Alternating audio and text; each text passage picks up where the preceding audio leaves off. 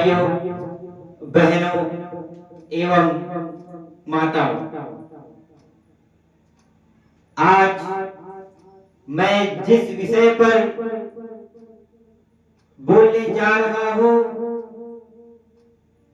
जिसे सुनकर आपकी आंख और हृदय और दिल भर जाएगी, आंखें नम हो जाती है और आत्मा पूछती है, क्या इंसान इतना भी क्रूर हो सकता है क्या? साथियों, वह दिन 13 अप्रैल 1919 बैसाखी का दिन था। जलियांवाला बाग में हजारों लोग इकट्ठा हुए थे। साथियों, कोई किसान था, कोई मजदूर था, कोई अपने बच्चे का हाथ पकड़कर आया था, कोई अपने परिवार के साथ मेले की खुशियां मनाने आया था। साथियों, उन्हें क्या पता था कि वह जगह कुछ ही मिनटों में खुशियों से चीख में कब बदल जाएगी। साथियों, अचानक एक अंग्रेज अफसर वहां पहुंचा, अपने सैनिकों के साथ वहां पहुंचा।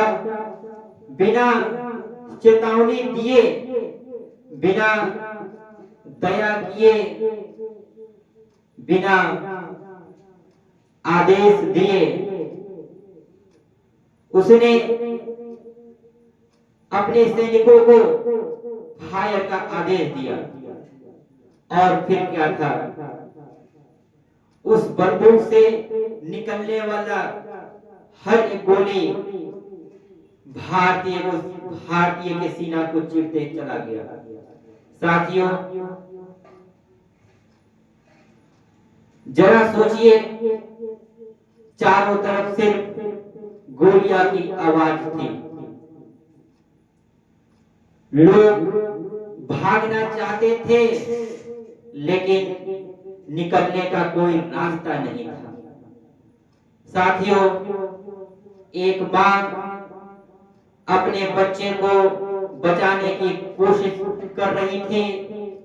एक पिता अपने बेटे का और बेटों को ढाल बनाकर छुपा रहा था। लोग जान बचाने के लिए कुएं में कूद रहे थे। साथियों, लेकिन गोली चलती रही और भारतीय की छाती छलनी होते रही। सैकड़ों लोग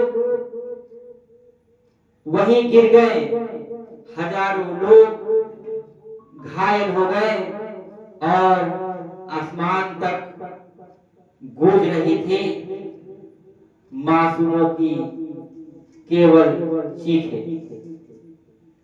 साथियों, आज जब हम आजाद हवा में सांस लेते हैं, तो हमें याद रखना चाहिए, इस आजादी की कीमत किसी ने अपने खून से चुकाई है।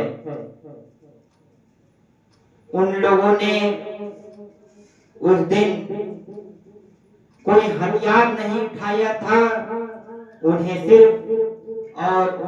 सिर्फ आजादी की आवाज उठाई थी। लेकिन उनकी सदाहत व्यर्थ नहीं गई।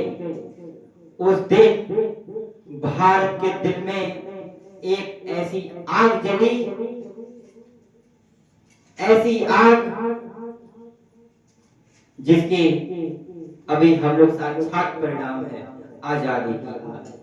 साथियों, आज जब हम इस घटना को याद करते हैं तो हमें सिर्फ दुख नहीं बल्कि एक संकल्प भी लेना चाहिए कि हम अपने देश को, अपने भारत देश को इतना मजबूत, इतना महान बनाएंगे कि कोई भी देश भारत की ओर आंख उठाकर देख ना सके और हिम्मत ना कर सके।